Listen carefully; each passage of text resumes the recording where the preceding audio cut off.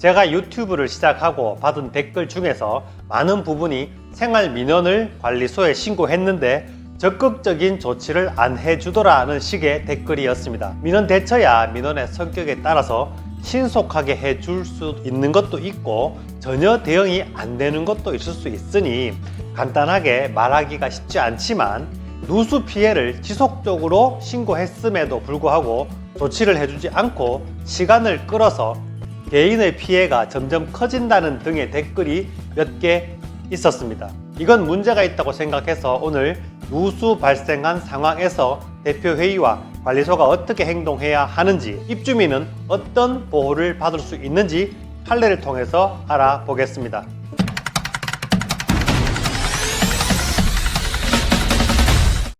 안녕하십니까. 친절한 생활 연구소 김도형 소장, 김 소장입니다. 오늘도 우리 생활과 관련된 유익한 정보 전해드리도록 하겠습니다. 시작하기 전에 평생 공짜인 채널 구독과 좋아요 눌러주시면 유익한 정보 보실 수 있습니다. 오늘 이야기는 누수 발생에 적극적으로 대응하지 않은 대표회의와 관리소장 이야기를 해드릴까 합니다. 뒤쪽에는 공용 부분의 누수를 방치하여 우대 시설인 독서실의 영업 손실을 물어준 이야기도 함께 전해드리도록 하겠습니다. 내용 보시면 아파트에 문제가 생겼을 때 대표회의와 관리소가 어떻게 움직여야 되는지 알 수 있습니다. 첫 번째 판례는 2021년 2월 발표된 서울 북부지방법원 김철환 판사의 판례입니다. 2018년 2월 말경 입주민 A씨와 B씨는 자신의 주택에 누수가 발생하자 이를 찾아 피해를 막아달라고 관리사무소장에게 요청을 했지만 관리소장은 입주자 대표회의가 승인을 해주지 않는다며 누수 피해 조사를 하지 않았습니다.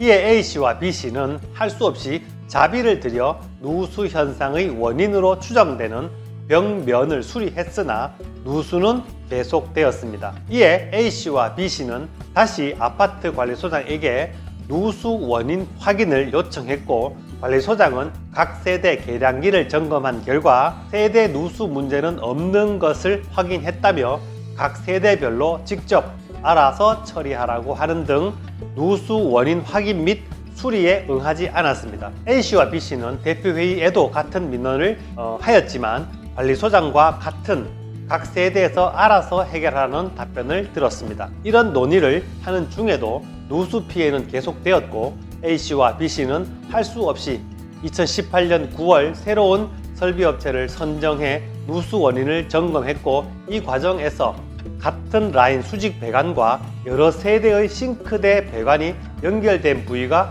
이탈된 것을 발견하였습니다. A씨 등은 이 배관이 최상층에서 최하층까지 일자로 연결된 배관으로 그 배관에 연결된 가지 배관이 각 층으로 연결된 구조였다며 이러한 구조 속에서 많은 세대가 함께 사용하는 공용 배관과 가지 배관의 연결 부위가 이탈되어 발생한 누수라는 것을 알게 되었습니다. 이 아파트 관리규약 제5조 1항 별표 2의 전용 부분의 범위를 규정하고 있는데 배관 배선 및 닥트와 그 외의 건물에 배속되는 설비의 경우 두세 대 이상 함께 사용하는 배관 배선 등은 공용 부분으로 한다는 내용이 있습니다. 이 규정은 전국의 대부분 아파트 관리규약에도 똑같이 찾을 수 있습니다. 재판부는 이 아파트에 설치된 공용 배관은 아파트 관리 규약상 두세 대 이상이 함께 사용하는 배관으로 공용이 맞다고 인정하면서 이탈 원인이 하자인지 판별하기 어려우나 5개 세대의 생활하수 배관과 공용 배관의 연결 부위가 한꺼번에 이탈된 점을 비춰볼 때 공용 배관이 하자 또는 충격으로 이탈된 것으로 추정된다면서 관리 주체의 귀책 사유라고 판단했습니다.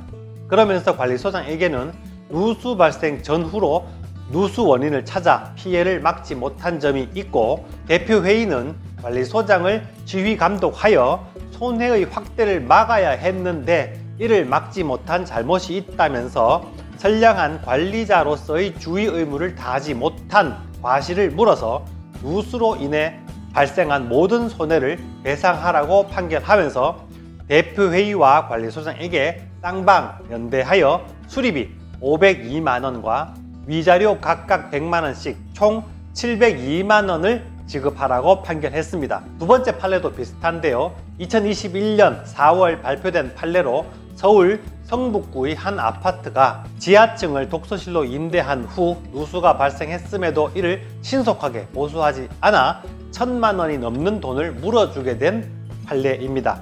내용을 보면 지난 2016년 2월 이 아파트 지하를 임차하여 독서실을 운영하게 되었는데 이달 중순부터 누수 피해가 시작되었다고 합니다.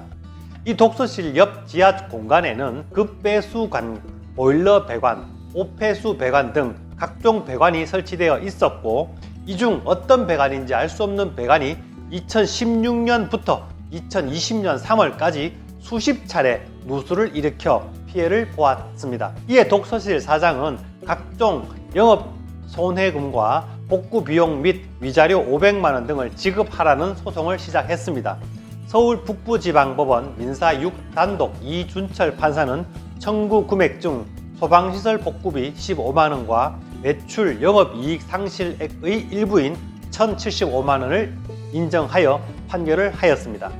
결국 아파트에서 누수가 발생하면 원인을 파악하기 위해 적절한 노력을 기울이고 자체 기술력으로 누수 원인을 찾을 수 없다면 외부 업체를 동원해서라도 원인을 빨리 찾는 것이 중요합니다.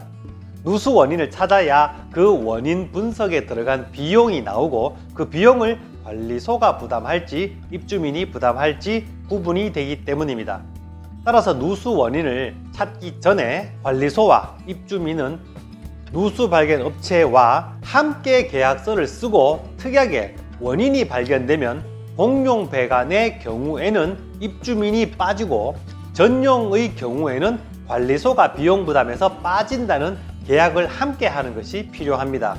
이렇게 해야 어느 일방이 과도한 비용을 들여서 업체를 선정함에 따라 또 다른 분쟁이 발생하지 않기 때문입니다. 한 번 더 정리하면 공용 부분은 우리 아파트 입구에서 우리 집 대문 앞까지의 시설이며 이곳은 아파트 주민이면 누구나 사용할 수 있는 공용 공간입니다.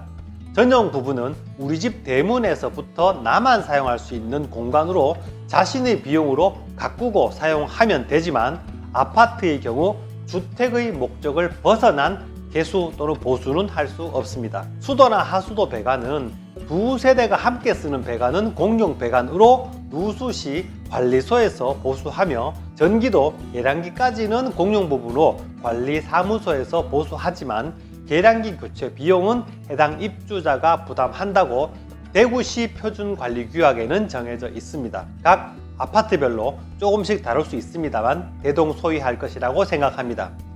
그 외 복도나 옥상, 지하주차장 등은 모두 공용 부분으로 보장 발생 시 관리비로 보수합니다.